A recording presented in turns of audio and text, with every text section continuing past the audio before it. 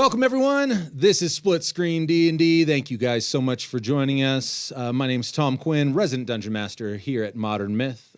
And I'm Josh Winans. I am a player and audio guy for Modern Myth. Sweet. He is being far too humble in audio guying himself. He is very much the audio engineer here at Modern Myth. I lean on him on a very regular basis for audio-related questions. That's neither here nor there. This is Split Screen, the show where we are attacking all things D&D from both sides of the screen. Yeah, you Sir? dirty DM. Well, you know, it's a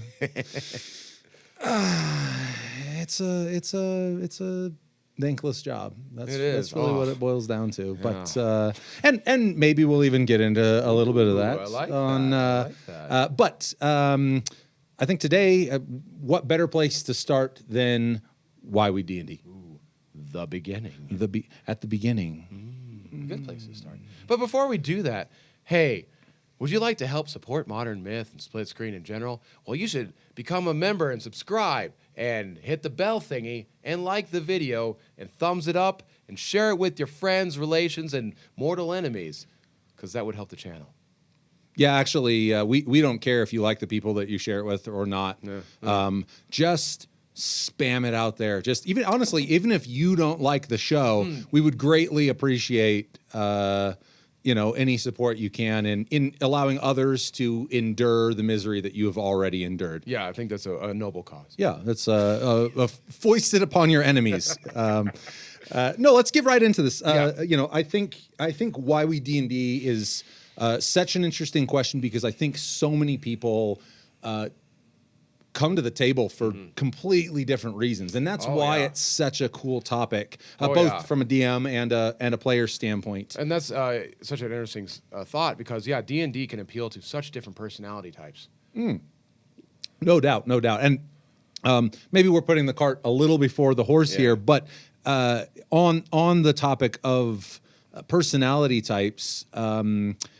I am proud to say that recently I did away with the notion completely that there is a personality type out there that can't find something enjoyable in the game. I've dispensed with that entirely after being proven wrong time and time again, prepping games for introducing the game to new players, and just being blown away by people that I was confident were going to be like, thanks, this was a great, way to use 4 hours on my goddamn weekend.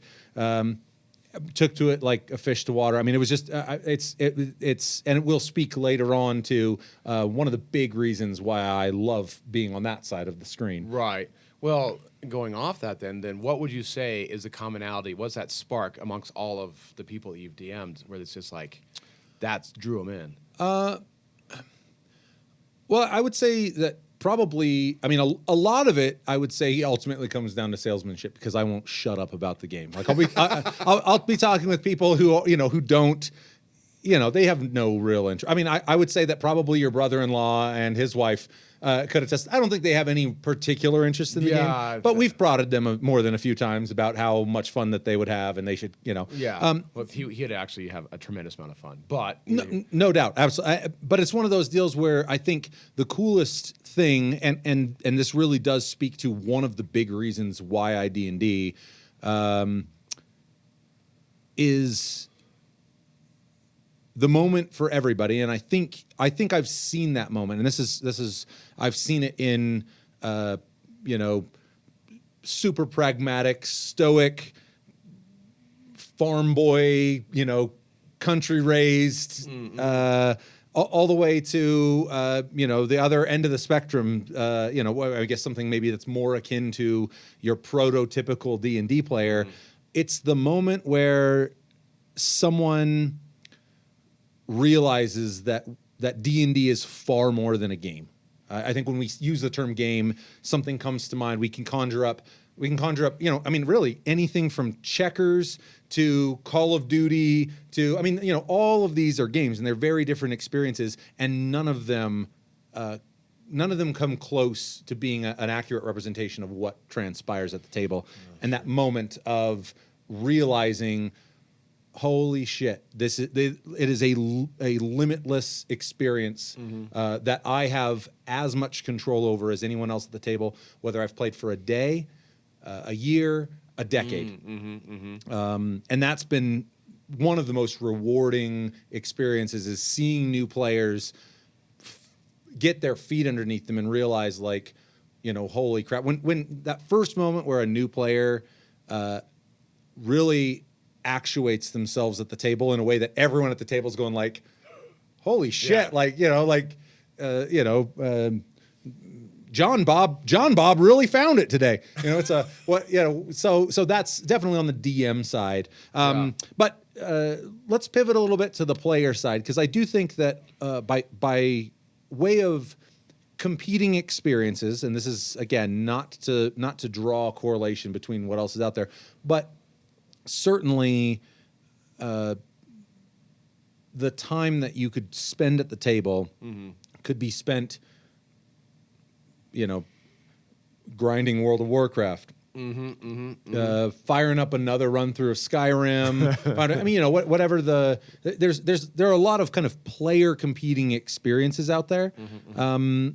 Why forsake those to sit at the table and really kind of there's a part-time job quality to Dungeons and Dragons, Yes. and I mean that in the most pleasant way, but talk with me about that. Yeah, absolutely. Well, it is a game, and that's I think is so important about it is it is a medium which you can get kind of lost in, like Skyrim and all those things.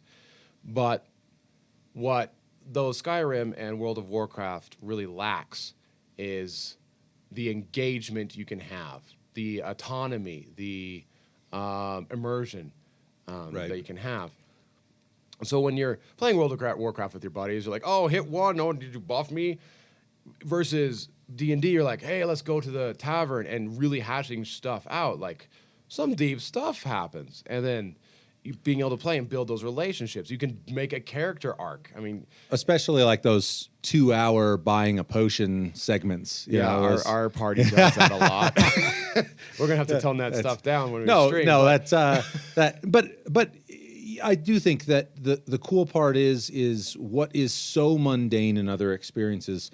There is kindling there for those mundane experiences to actually be really, really potent narratively or in terms of character development. Right. And those are simply things that a tech tree, a level up arc in any other game really doesn't capture. It doesn't capture the kind of that human element of growth that takes place for a character within the confines of the game. Right. And in that way, you are creating a story that is a group creating a story, which is just a really cool thing. That is, I try to think of other activities that mirror that, and nothing really comes to mind, where you can spend 2 hours at a potion, and that being you're at the edge of your seat, just trying to see. It's just a totally different experience. Right. But I think that that idea of and again, I think it speaks to the immersion. It speaks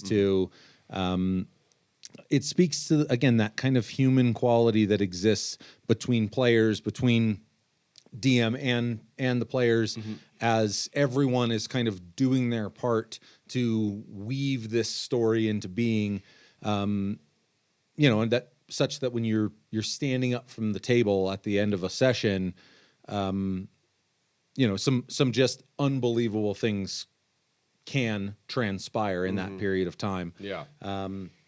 I think that also speaks to this kind of notion of weaving a story.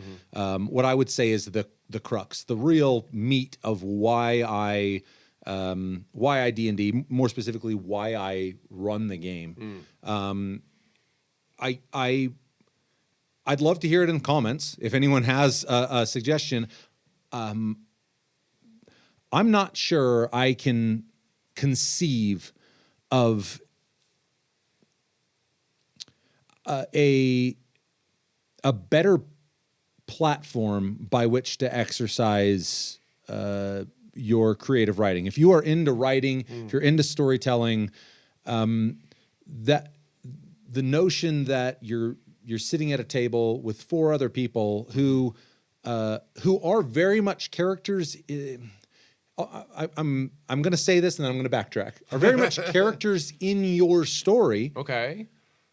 But the nature of those characters being beyond your control robs, and I mean this in a positive way, robs you of certain controls you would have if I was, say, sitting down and writing a screenplay or a book. Right. And the most magical moments that I have ever had at the table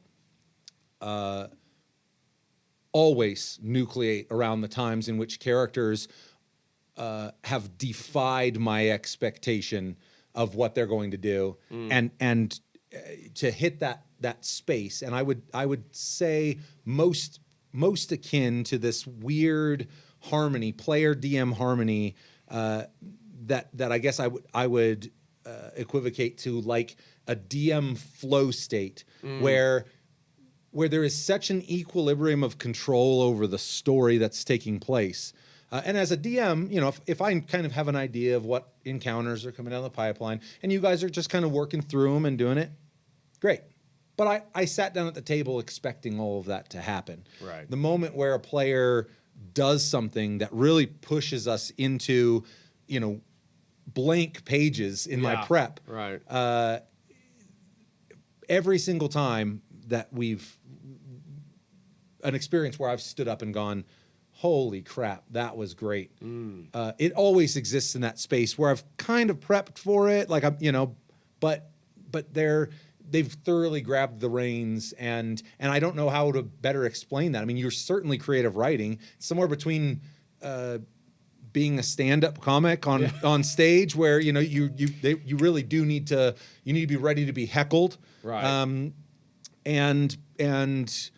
And writing a book, and it's some weird space in between. And I think it is even that for the players in many regards too. That's not a uniquely DM thing. No, and granted, we don't have quite control of the story as you do, and I don't want it. But I was trying to think of like, what are the standout moments in D&D? And it is where I feel like I am doing truly what my character would do. Oh, here we go. Now, let me finish my thought. Do what my character would do, but also that moves the story forward in a really interesting way. You mean every barmaid in all of the Eastern Faerun? Basically. No, Kel's a good boy. Actually, you have kept your dick relatively dry, right, throughout the course of the campaign. It's very true. There's Which is surprising for a paladin. 10 levels to go. It's Paladin of Elastrahi, I mean, that's he is very much embraces the nudity aspect of Elastrahi. So. He does. I've been working through the we'll call it the Rakish Rovers playlist companion guide, I guess, is what, whatever you want to call it, but kind of a cool tool to get people caught up with what's going on in kind of a fun way, being able to kind of listen through this living playlist that we have.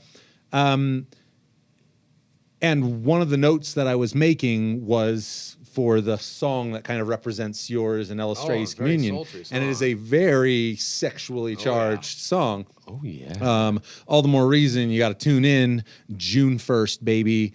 Rakish Rovers. If you want to see Kel just sticking it to a goddess, be there. Episode 1, it's a promise. I was about to say, it's no guarantee. It's a promise. Everyone knows the DM decides all the things in the story. All right, back to that flow state thing we were talking about. So a particular instance that I remember I thought was super cool was when Kel went back to his hometown. Yeah. And he was confronted with all the pain that was happening there, and it kind of broke him a little bit. And he ran out. So he's a paladin, which means he needs to be fully armored, ready to fight.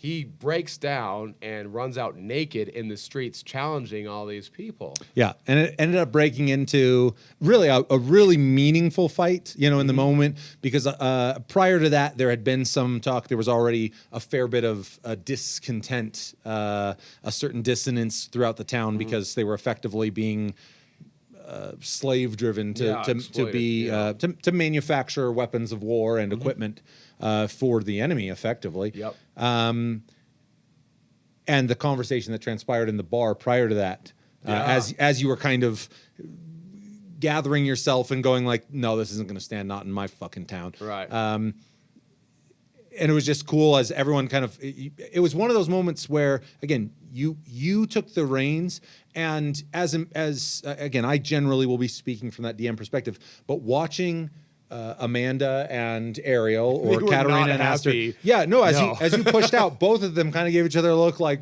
what the fuck? Yeah. And so then it was a deal where, again, they were in that same space where you have really been challenged now to tell your story in real time in the moment. And that just, it doesn't matter how well programmed, well designed, well executed a video game is. It's few and far between. I'm not going to go so far as to say you can't find those experiences, but not on a every single time you sit down to play basis. Like on all those games that tote like, oh, you can take command of the person and have these conversations like you were that person, like Mass Effect or Fallout. Every time I was like, hey, they'd even type out like what you were going to say, and what he said was slightly different.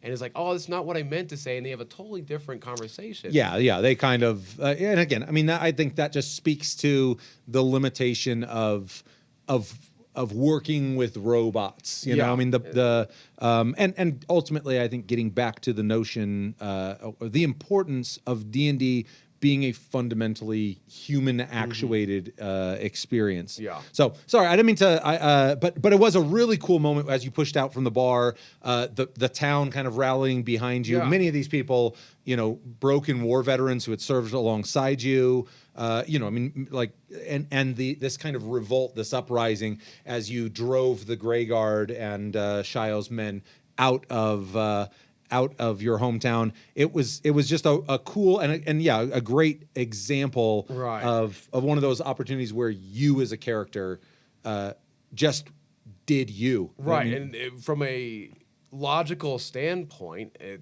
didn't make a whole lot of sense. I mean, to confront, I was one person, an entire like legion, or I don't know how many people there were, but it was didn't make any sense at all. But hey, it would make a really cool story. I was like, oh, that would be cool. Let's see what happens. Yeah, and I think those are the hinges for really for any great story. It doesn't have to be taking place at the table for a Dungeons and Dragons campaign, but it's just so cool that you're one of X number of people sitting around a table, and every time you sit down, you have an opportunity to see those shots and go, you know what? If I was watching this movie, what would I want the hero to do?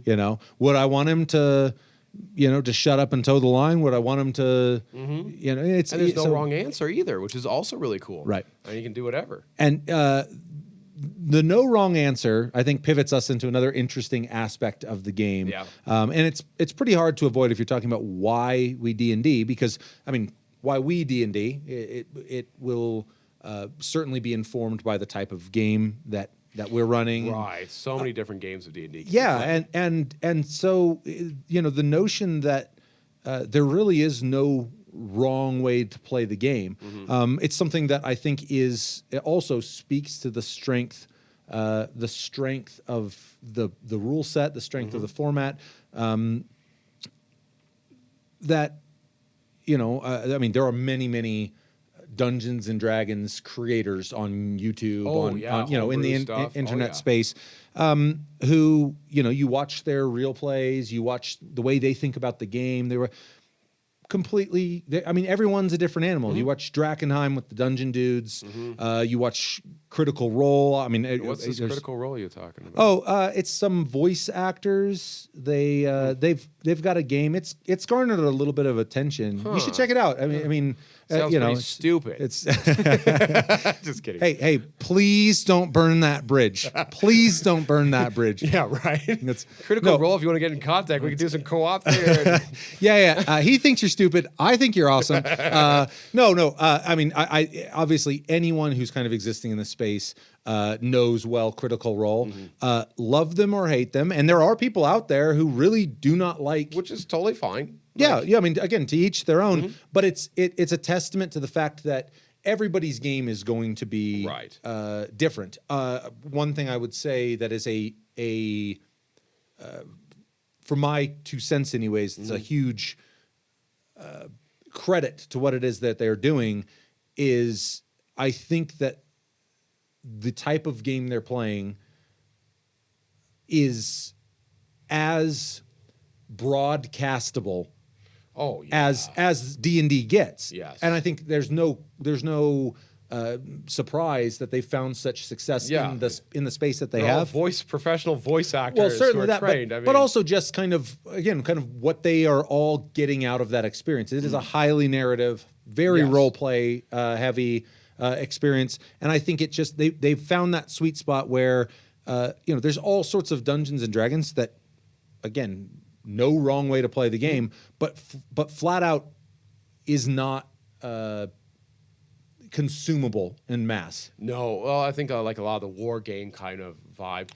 Maybe some people would get a kick out of it, but I don't think it would get near the attention. Yeah, and so to the same point that game might be exactly what you need to be producing for people to consume it on an internet form. Most people are not attempting to deliver that. They're attempting to deliver whatever experience it is that the DM and the players at their table have decided is what they're all after, whether that be simulation heavy, dungeon grind, survivalist kind of D&D. Oh, yeah. That'd be fun. Yeah, I mean, and the cool thing is I think it'd actually be really fun to run a side game, where we're just really exploring different ways of playing the game. I mean, I think for the most part, most DMs, most players, they find that equilibrium at their tables, and you don't. If it ain't broke, you don't fix it. But I think it would be a really fun experiment to intentionally go, hey, let's run a one. Well, I say one shot. What I mean is a 5 to 10 shot. That's what I call a one shot. I don't. Tom does not do the one shot. I don't do one shot. But in that space to really explore kind of the other things that one might get out of the game. Because we've certainly played, other campaigns that we played in prior editions were far more. Let's call them dungeon crawly. Well, we played 4E, and not a lot of. Hey, whoa! I thought we weren't going to talk about 4E. Dude, I have nothing against 4E. All right, well, like I said, there's plenty on this channel we're going to disagree about. You did not like 4E. No, I was not a huge fan of 4th edition. And I can understand why. After getting a taste of 5E, it's like, okay, all right, yeah, they went so far in the trying to be balanced route that it kind of. Nothing was special about it. Yeah, I really do think it was a major departure from I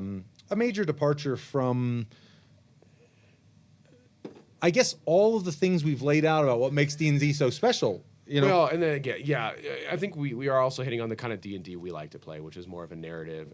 Don't get me wrong, I'm a power gamer, min-maxer, so I like my battles.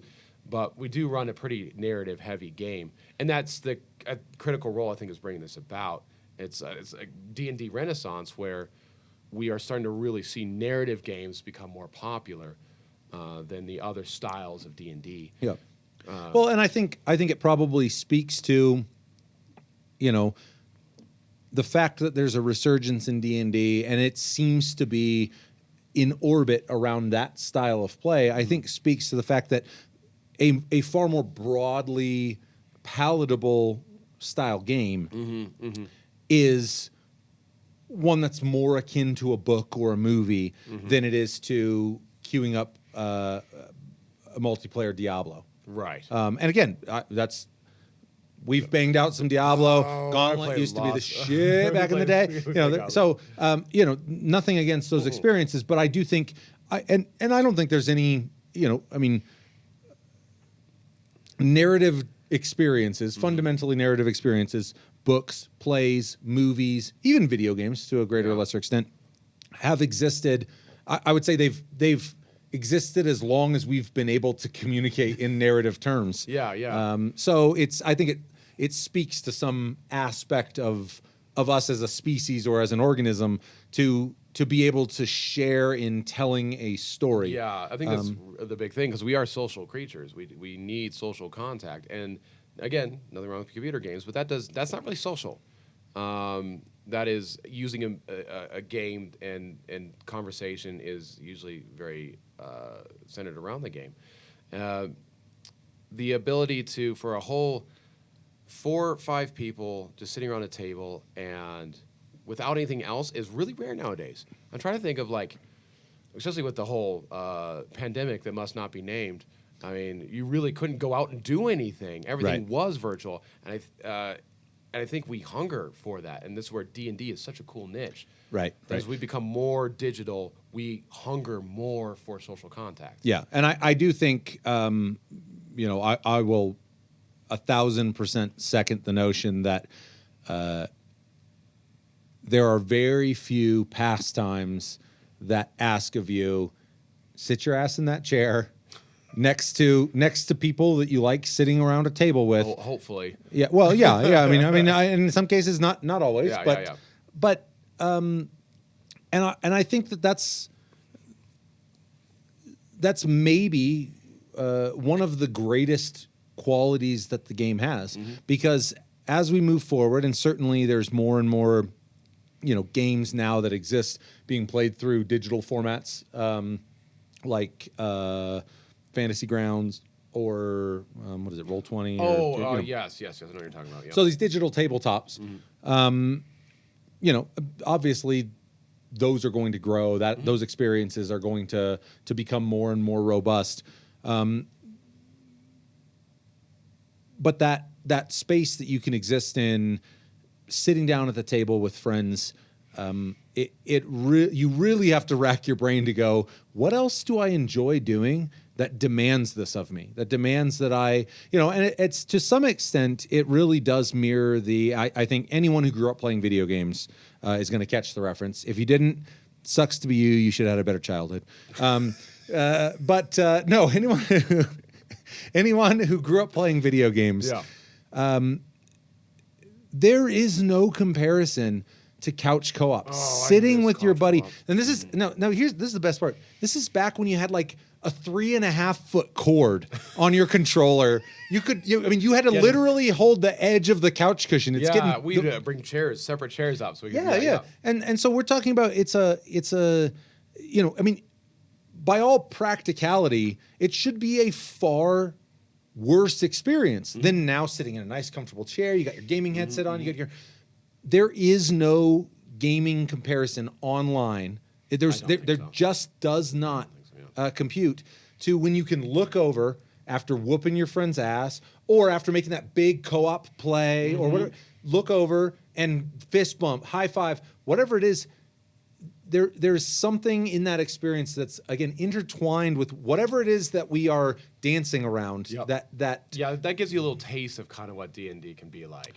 Yeah, I mean, I think it's certainly it fulfills or feeds that same part of you that really wants those co-op connections, and it's that and just like feeding that experience like a bunch of crack, and then like just letting it loose. You could give it some PCP and just throw it on that street. Just throw it out on the street, and then just see what happens. Yeah, But it's not just one; it's 4 of them, and they're running around this crazy fucking world that you've set up, and they're just crack babies doing whatever it is that they feel like in that space. Which I think is kind of what all new players kind of do in the beginning because they just don't understand. I think there's that rush of one thing I'll say on that point, and something that I've certainly tried to curate, but it's also something I feel very fortunate about is as of late anyways, new players that I've brought in have come in where they are the vast minority with a table of experienced players. And I know that can be a pretty intimidating thing. I mean, just sitting down at the table the first time, period, can be a pretty intimidating experience because it really is asking things of you that no other experience asks. You know, I mean, putting on a silly voice if you do that thing. Yeah, you don't but have to. But certainly putting yourself in this fabrication's shoes and actuating inside that game space, it's just one of those deals where while that can be very intimidating, you sit down with people who've been playing for, in our case, close to decades, 15, 16 years. Yeah, I know. It's we were young once. But it's one of those things where I think that it's if you have the right people in place to do it, if those people are there to go, we know how powerful this experience can be at the table, and we are the wardens, kind of. Other players, other DMs are the wardens of this awesome space that exists, on whatever tabletop it is you play on.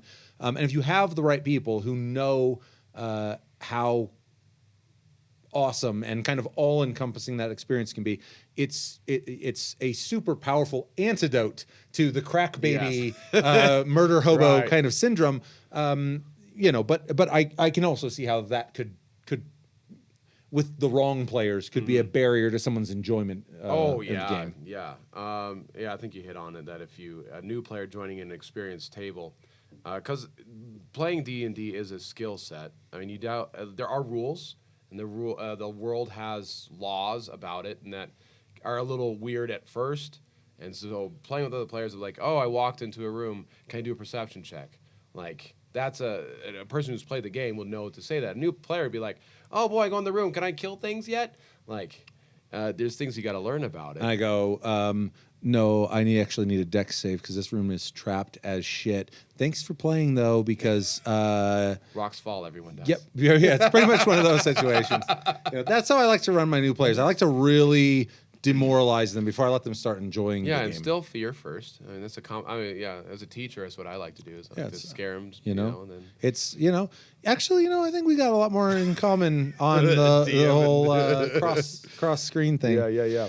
No, but to kind of sum up, because we've been all over the place, and it doesn't make for a succinct explanation for why we D&D, but it does too. It does. It's a testament to why anyone could be having this conversation. You might get something totally different from the game, and yet ultimately what you're talking about is this game is this experience. I'm gonna ditch the term game because I think that actually does conjure up a false notion. Okay. This experience